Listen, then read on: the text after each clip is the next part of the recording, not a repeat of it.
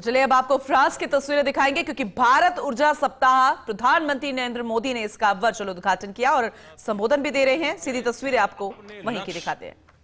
समय से पहले प्राप्त कर रहा है। इसका एक और उदाहरण है इथेनॉल ब्लेंडिंग। आज भारत 19% इथेनॉल ब्लेंडिंग कर रहा है। इससे फॉरेन एक्सचेंज की सेविंग हुई है और सब्सटेंशियल फार्मर रेवेन्यू जनरेट हुआ है। साथ ही CO2 एमिशंस में सिग्निफिकेंट कट भी आया है। हम अक्टूबर 2025 से पहले ही 20% इथेनॉल मैंडेट अचीव करने की राह पर है। आज भारत की बायोफ्यूल्स इंडस्ट्री तेजी से ग्रो करने के लिए तैयार है। हमारे पास 500 मिलियन मैट्रिक टन्स का सस्टेनेबल फीडस्टॉक है। इंडिया की G20 प्रेसिडेंसी के दौरान ग्लोबल बायोफ्यूल्स अलायंस बना और लगातार एक्सपांड हो रहा है। इससे 28 नेशंस और 12 इंटरनेशनल ऑर्गेनाइजेशंस जुड़ चुके हैं। ये वेस्ट को वेल्थ में ट्रांसफॉर्म कर रहा है और सेंटर्स ऑफ एक्सीलेंस सेट कर रहा है।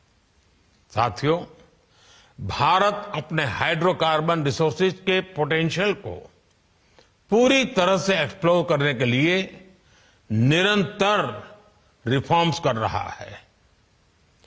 बड़ी डिस्कवरीज और गैस इंफ्रास्ट्रक्चर के व्यापक विस्तार के कारण हमारा गैस सेक्टर एक्सपांड कर रहा है।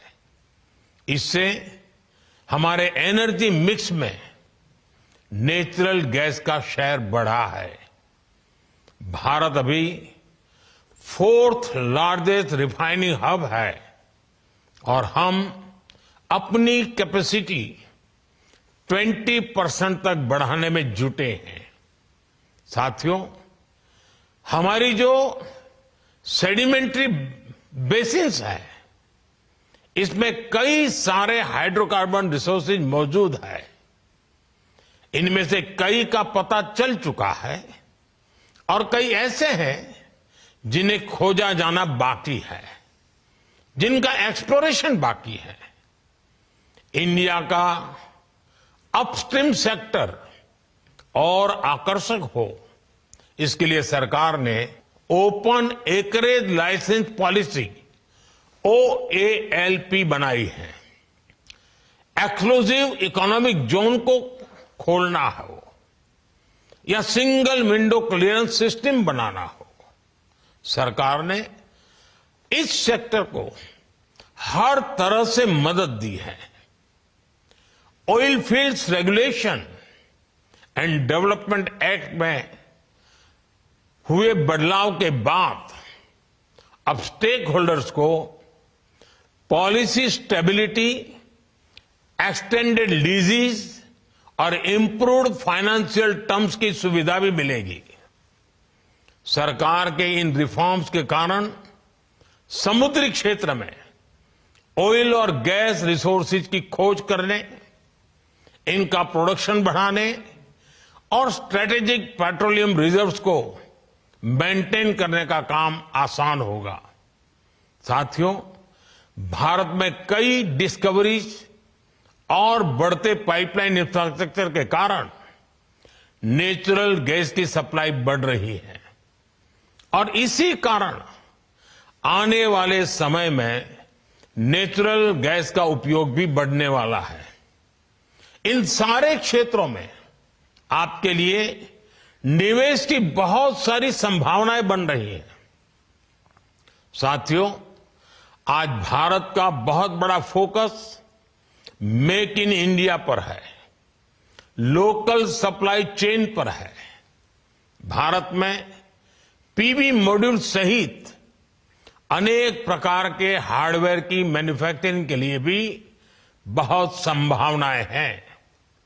हम लोकल मैन्युफैक्चरिंग को सपोर्ट कर रहे हैं। 10 साल में भारत की solar PV module manufacturing capacity का विस्तार हुआ है। ये क्षमता 2 गीगावाट से बढ़कर करीब 70 गीगावाट हो गई है। पीएलआई स्कीम की वजह से ये सेक्टर और आकर्षक हो गया है। इससे high efficiency solar PV modules की मैन्युफैक्चरिंग को बढ़ावा मिला है। साथियों, बैटरीज और स्टोरेज कैपेसिटी के सेक्टर में इनोवेशन और मैन्युफैक्चरिंग दोनों के लिए बहुत अवसर हैं। भारत बहुत तेज गति से इलेक्ट्रिक मोबिलिटी की तरफ बढ़ रहा है। इतने बड़े देश की डिमांड पूरा करने के लिए बैटरीज और स्टोरेज कैपेसिटी के क्षेत्र में हमें बहुत तेजी से काम करना है। इसलिए इस वर्ष के बजट में भी हमने ग्रीन एनर्जी को सपोर्ट करने की संबंधित अनेक घोषणाएं की है। सरकार ने ईवी और मोबाइल फोन बैटरी की मैन्युफैक्चरिंग से जुड़ी